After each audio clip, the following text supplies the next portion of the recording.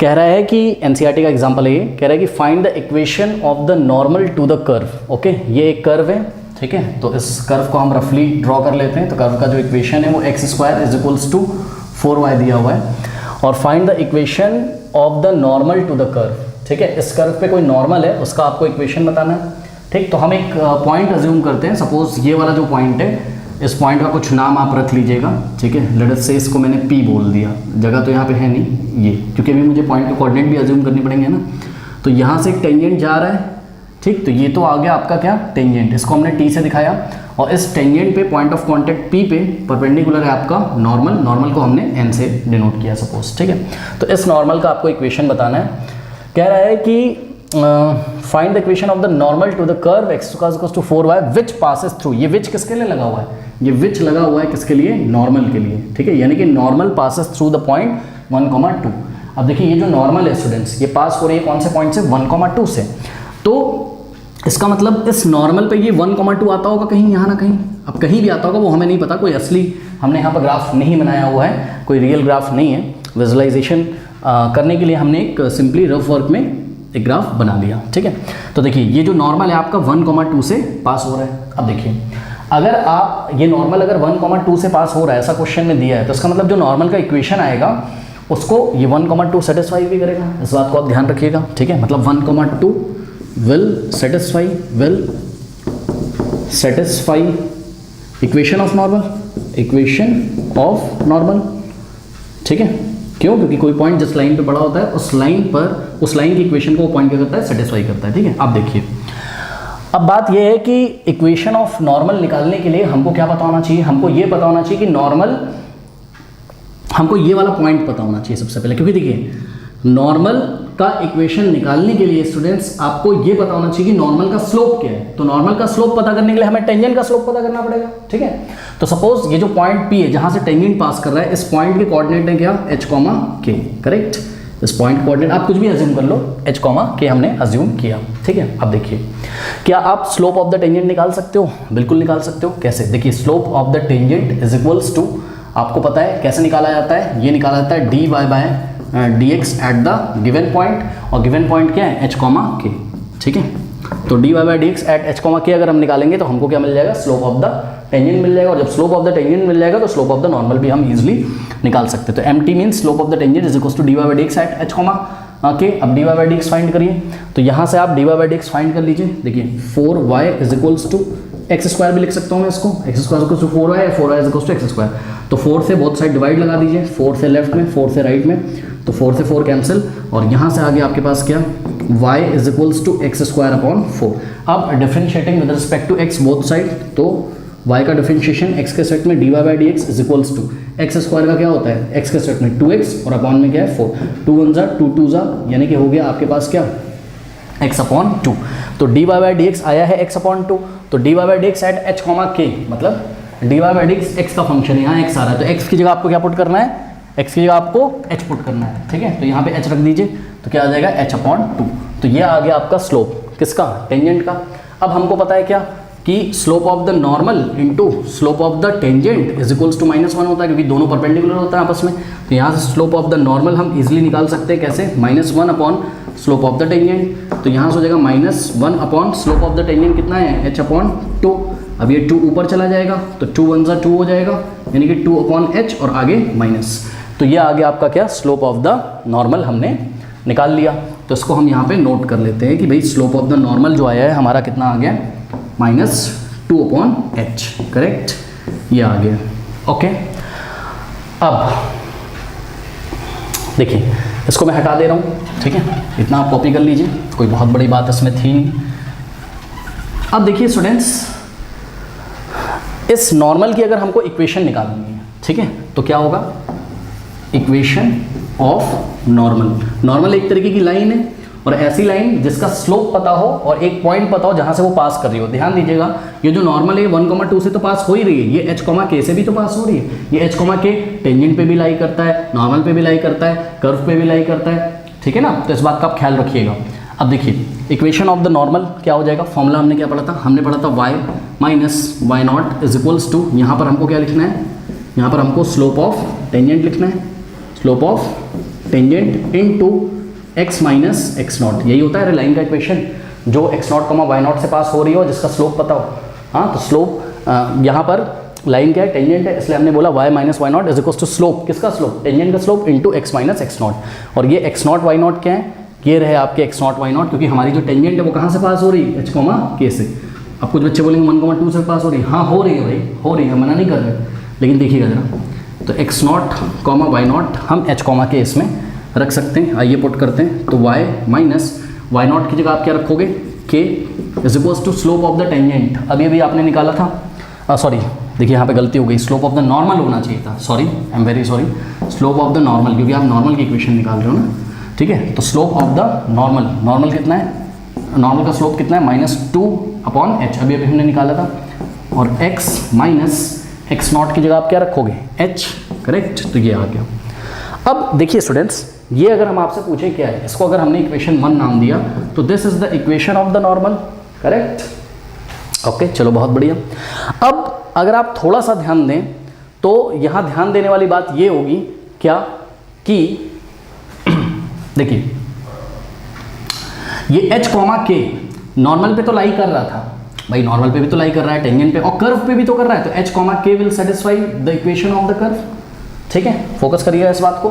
तो हम लिखेंगे क्या कि since h comma k also lies on the also lie on the curve, ये कर्व पे भी पड़ा हुआ है, कर्व पे भी लाई कर रहा है, on the curve x square is equals to 4y, that's why ये h कॉमा k इसको सेटिस्फाई कर देगा, तो करा दीजिए सेटिस्फाई। आप अपनी कॉपी में लिखेगा that's why h comma k will satisfy x square is equals to 4y, मैं लिख नहीं रहा हूँ, मैं डायरेक्ट वैल्यू पुट कर रहा हूँ, x की जगह आप h पुट कर सकते हो, तो h square is equals to y की जगह आप k पुट कर सकते हो, तो 4k, तो यहाँ से आगे आपके पास क्या 4k is equals to h square भी आप इसको लिख सकते हो, ठीक है। अब देखिए स्टूडेंट्स, अगर हम आपसे पूछें कि आपको इक्वेशन ऑफ द नॉर्मल इन्होंने पूछा था, आपको क्यों नहीं मिल पा रहा है ये, तो जवाब है अभी हमको h और k की वैल्यू नहीं मिल पा रही है, ठीक। अगर ये h और k की वैल्यू हमको मिल जाए तो हमें इक्वेशन ऑफ द नॉर्मल भी x और y का कुछ ना कुछ रिलेशन मिल जाएगा, मतलब इक्वेशन ऑफ नॉर्मल हमको मिल जाएगी। तो अब ये h और k हम कैसे फाइंड करें, देखिए h और k दो अननोन है, तो आपके पास दो इक्वेशन होनी चाहिए h और k में।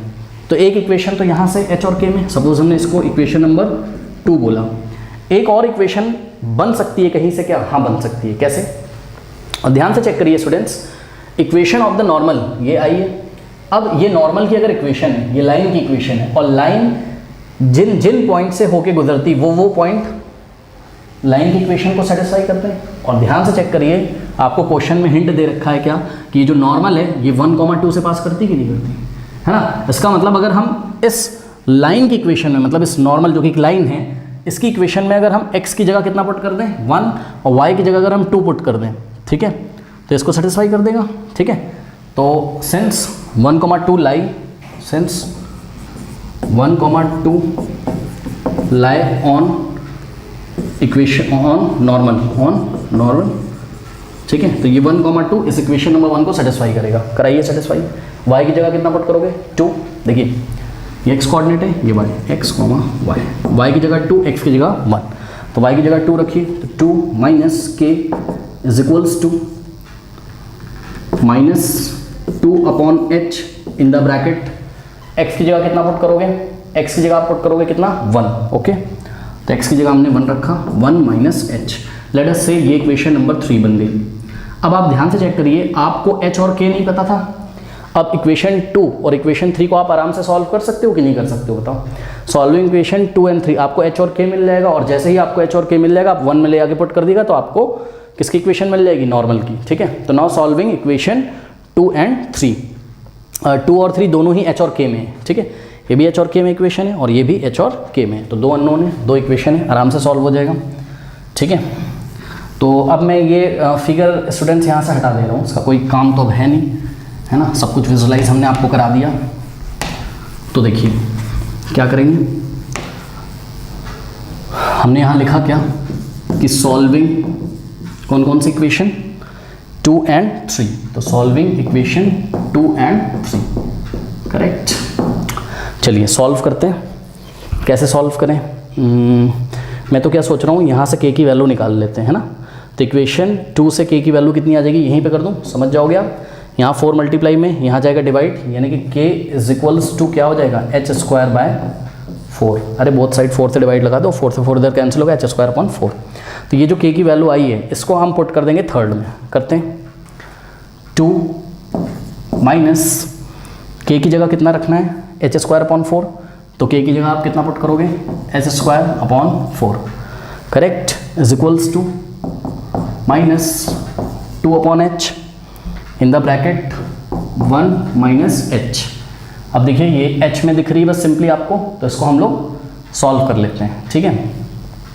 तो कैसे सॉल्व करेंगे इसको, क्या करना चाहिए, यहाँ पे एलसीएम ले लेते हैं, ठीक है। तो 4 2 कितना हो जाएगा, 8, ओके, 4 2 8 माइनस h²/4। ये एलसीएम लिया है स्टूडेंट्स मैंने, भाई 2 के नीचे 1 लोगे, 1 और 4 का एलसीएम 4 आएगा, तो इसको किससे मल्टीप्लाई करना होगा, 4 से, 4 2 8 माइनस, और यहाँ h² इज इक्वल्स टू, यहाँ हो गया -2/h in the bracket 1 minus h, correct.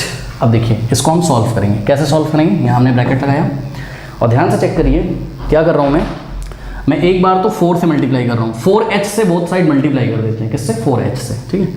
तो 4 इंटू h से हमने लेफ्ट में मल्टीप्लाई किया और 4 इंटू h से हमने राइट में मल्टीप्लाई किया। इससे क्या फ़ायदा है, इससे फ़ायदा है ये 4 यहाँ से 4 से कैंसिल हो जाएगा और यहाँ से ये h से कैंसिल हो जाएगा, ठीक है। अब लेफ्ट हैंड साइड आपके पास क्या बचा, देखो h into 8h minus h into h², ये हो जाएगा h का क्यूब इज इक्वल्स टू, अब ध्यान दीजिए, देखिए यहाँ 4 बचा हुआ है और इस 4 का आप पीछे से मल्टीप्लाई करो चाहे आगे से, बात क्या सेम। एक्चुअल में ये जो 4 है ये इस 2 में मल्टीप्लाई होगा, तो 4 2 8 हो जाएगा और आगे माइनस लगा देंगे और ब्रैकेट में क्या बचा आपके पास, 1 माइनस h। सॉल्व तो आप लोग कर सकते हो खुद भी, कोई बहुत बड़ा इशू नहीं है इसमें।